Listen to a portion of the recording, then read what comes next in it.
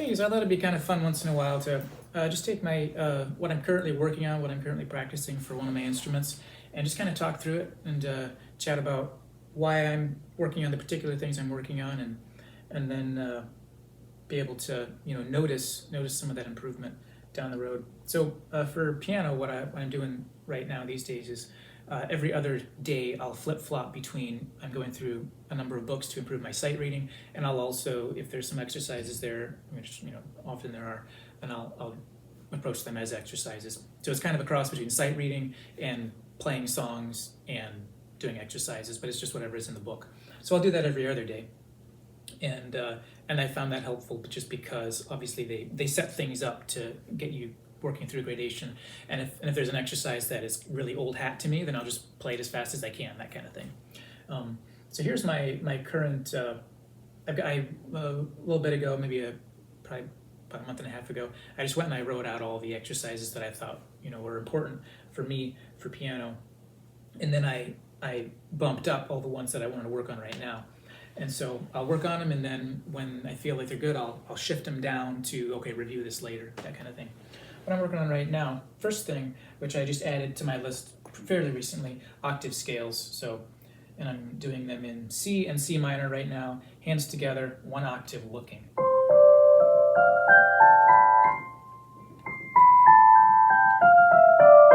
So I can do it, but I want to get to do it confidently. And that's in C major. I find it a lot harder doing it in various keys, or in C minor, which is the equivalent of E flat major, because then you've got all the black notes, which makes it even harder.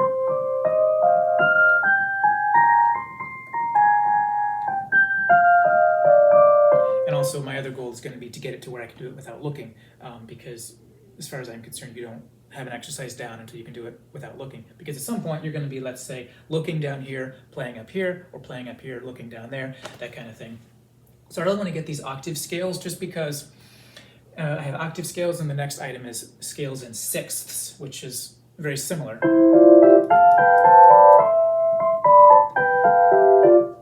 And that's in C, so it's a little easier.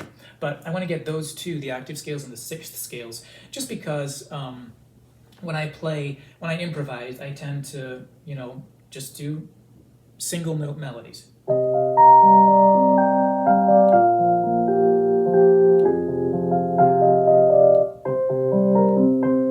That kind of thing, which I love. There's a reason that I ended up building that skill, is because I love that sound. But there's a very cool other sound you can get. That kind of thing.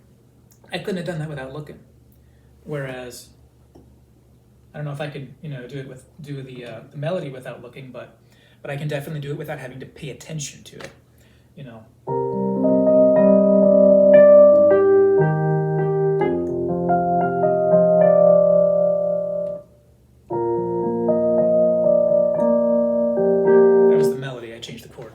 Anyway, so I really want to get that, and I think especially playing in sixths very high above the melody is a very beautiful sound.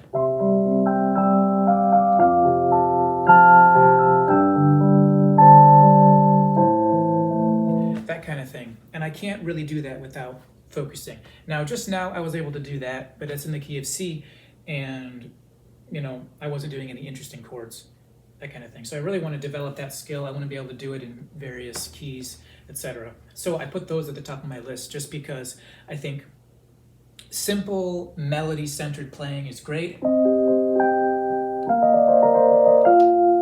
but I could never do that in octaves. That kind of thing. Fastest I can go. That doesn't sound good. That sounds awful. So I bumped this up to the top of the list because I've had it on my list for a long time, but it was way down in the list, so I wasn't getting around to it. And finally I said, you know what? That's going to affect my playing a lot more than some of these other things I'm working on. Now, one other thing I have on the list here, the third one I have here, is diminished scale. This is one I work on every day. I've been working on this one for a while. Apparently it's...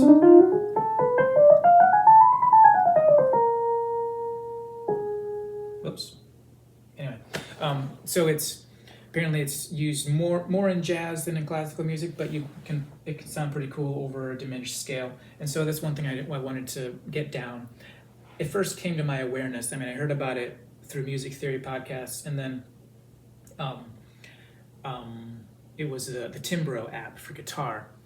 They put that in there along with the other scales they were quizzing you on, and so that kind of tipped me off to say, you know what, this is probably one that I should be learning, which at that point I had no awareness of it. So I wanted to get it learned, at least in a basic form. This is the C diminished scale, and I think there's only 2 or 3 diminished scales possible because it's a symmetrical scale, meaning that it kind of repeats itself naturally. But anyway, so I wanted to get it down just so I can experiment with it and use it. I also had the augmented scale. That's not next in the list, that's 2 down. This is one that ever since I first heard about it, I heard about it in a music theory podcast, and I mean, that is so cool.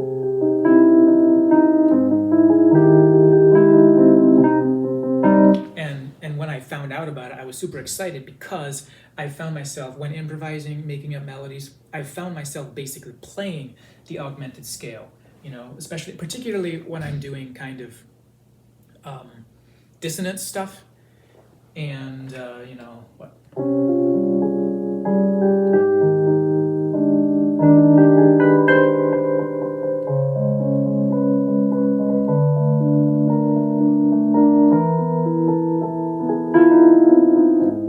That kind of thing.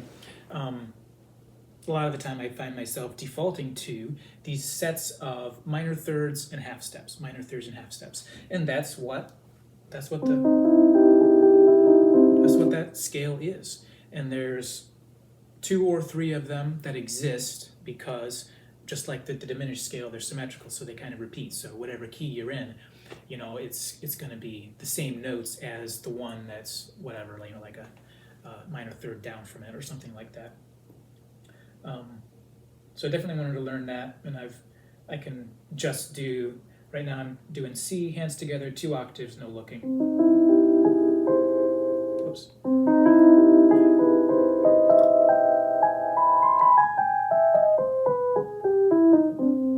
Yeah, and I'll hit wrong notes, so I'm still perfecting it, but then I want to move on to do the one that's C sharp and D, and then that's probably all that there are.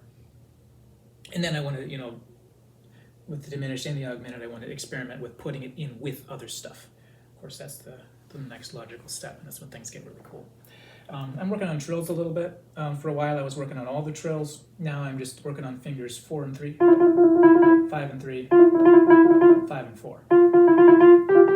That's the worst one, is the 5 and 4. So I'll just do it both hands. I'll do like left hand 4, left hand. Well, let's start with 4 and 3. Left hand 4 3. Right hand 4 3. And I do it longer than that, but left hand 5 3, and then I do 5 4. And then I've got 4 finger left hand arpeggios with fingers 5 4 2 1. This is something that it came up in some of the sheet music based stuff I was doing, and I realized it was a big weakness in terms of my arpeggio skills. And so I just kind of put it on my list and said I'm going to get it down. And I pretty much got it down, but I'm leaving it on the list because I want to be able to do the key, the chord change seamlessly. So I want to be able to go from, I'm doing it in the key of C, and I'm not planning on doing this in other keys at this point, but I want to be able to go the jump from the C to the F without looking, and then the G to the C, which I think I pretty much got it. So maybe next practice session, maybe I'll bump it off the list, or maybe I'll bump it down to the further down on the list, so I'll get to it eventually as I work on other things, and then when I get to it again, then I'll probably do it in the key of D, whatever. I don't even know if I can do it. Maybe I can already do it in the key of D. Because with this one, the main thing that I can't do, because I couldn't do, is this finger 4 here, which is a weak finger. It doesn't work super well. And so, because normally what I would do it with finger 3. That was my habit, but it's a bad habit. And I actually remember back when I took piano lessons, 10 years ago, I remember somebody, it might have not been my teacher, it might have been someone in my family, saying, hey, you're using the wrong finger. And I'm like, who cares? Don't tell me what to do. And I was wrong because there's a lot of things where you're going to need to get that finger working better. And plus, there's a lot of things where, particularly for those kinds of exercises, you're gonna, if you play it like this, you're not in as good of a position to be doing other things. So let's see if I can do it in D without, preparing. This is D. This is G. And this is going to be B. And this is going to be A major. Yeah, I can pretty much do that. I can't really.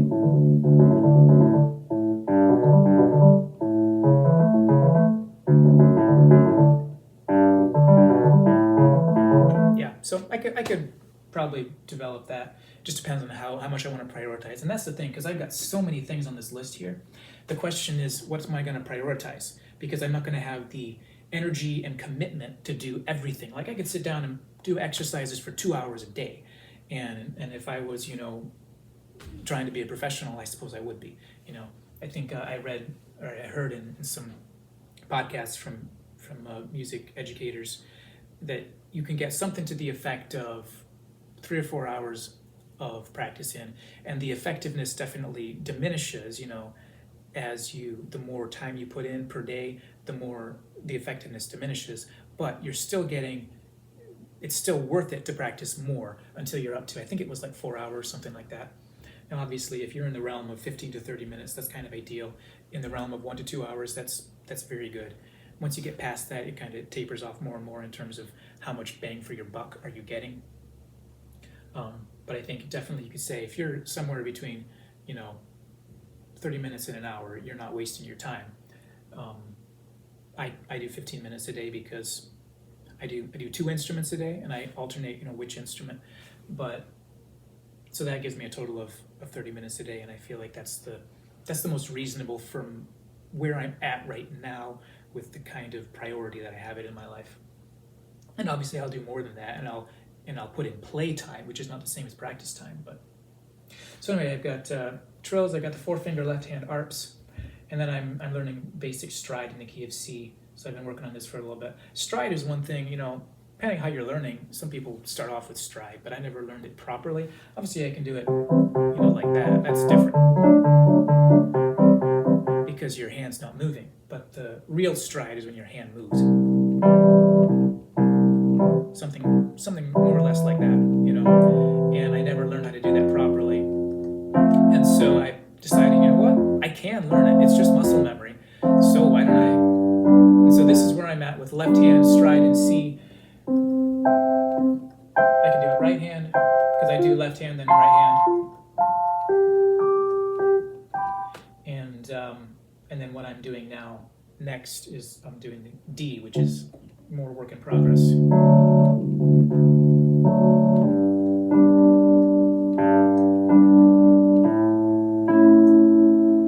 Yeah, go a little slower and gotta, be more aware of where things are.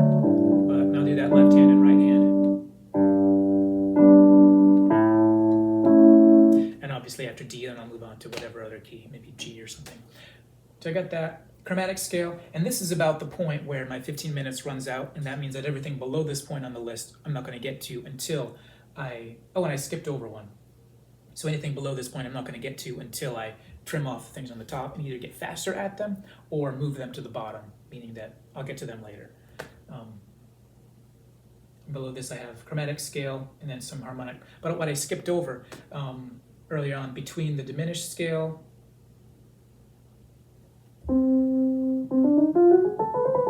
between that, which I actually do 2 octaves, not 1, but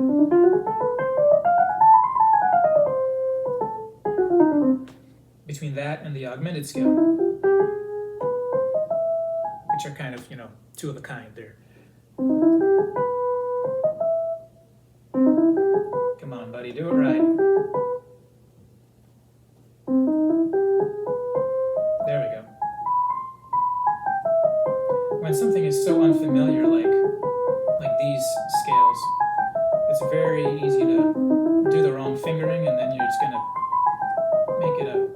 make it a pain for you down the road. So, and I suppose recording this is kind of a helpful exercise for me, just being able to pay attention to how much can I do these exercises without focusing on them, because the only time I use most of these is when I am focusing during practice. But anyway, in between those two, I have my harmonic minor scales, which I've been working on for a little bit, because I discovered even though my minor scales are okay, major scales are good, but my harmonic minor scales I never actually learned properly.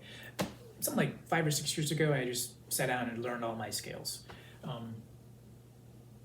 All my major scales, and I think I did all the minors, natural minor scales, but I didn't really do the harmonic minor scales. And I think I got through all the blues scales, but then I never used them, so I kind of lost them. So I know how they work, and I can kind of like sit down and intuit them, but it takes me a long time because I forgot them. So the harmonic minor scales.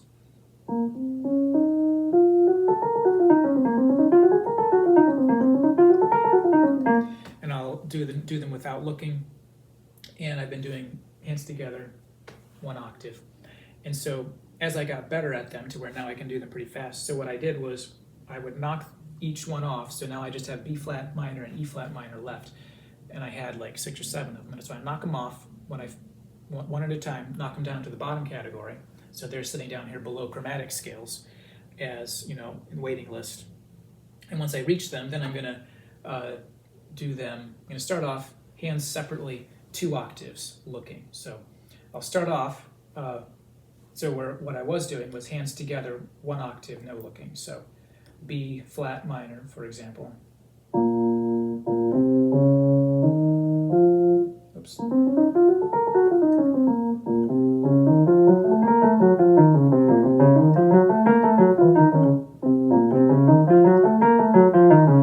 So that's what I expect of myself. I'm not looking, and I'm playing both of them at the same time together. So what I'm going to do once I get past and I get back to them, and I come to harmonic minor scales, I'm going to start off hands separately 2 octaves looking. So, and then I'll kind of revise it, so once I get better with looking, then I'll move it to no looking, and then once I'm better at doing it separately, I'll try doing it together, that kind of thing. I've got so many other exercises on my list here. I haven't looked at it for a while, but I put next work, my next work on progress list is what I put here. And I've got repeated notes, I've got tremolos, stride, which I bumped that up there a little bit ago. Long and or complex arpeggio patterns, jumping bass notes in the left hand with no looking. That's something I would love to be able to do that, where you can just play. I can kind of do it.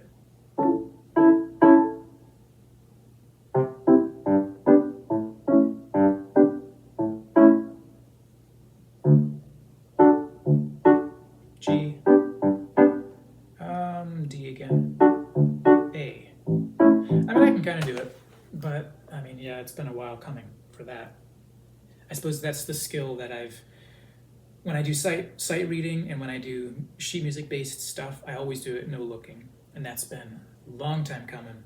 I've been working on that for like 5 years plus, and when I started, man, that was a big deal. And then I got the blues and or the pentatonic scale, and then below that, so that was my next thing I'm going to work on list. And then below that, I just put everything in categories. I have my scales, chords, melodic patterns, accompaniment patterns, and then I've got various things I could do to practice locked chord melody. So what I mean by locked is like in time locked, so 1, 2.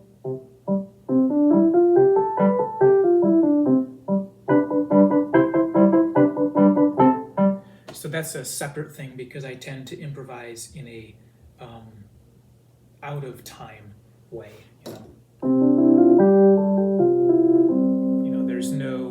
There's no metronome in your head, and it's a very different style of music, and especially like some of the things that I enjoy.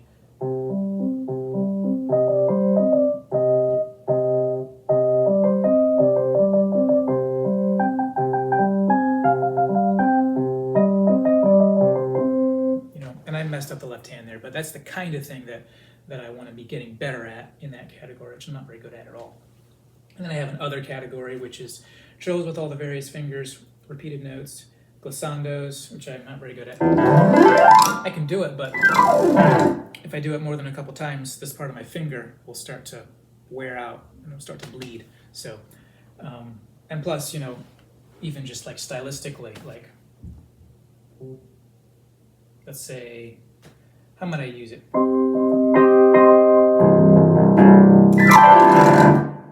That's not so bad, but whenever I try to do it in creative ways, it tends to just not work super well. So it's definitely something I want to work on.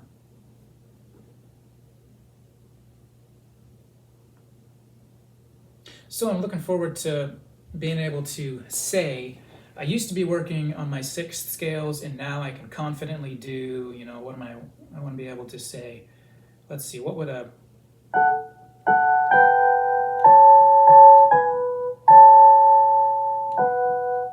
that kind of thing, which I can't do. This is the key of D. I want to be able to do that without thinking. The same way that right now I can do. That's easy. This, not so much.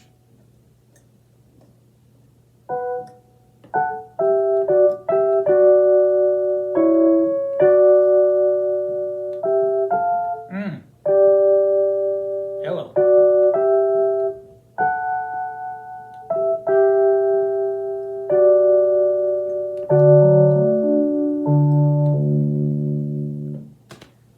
Now being able to do that, oops, that's a long time coming. And that I've mostly learned while working with sheet music.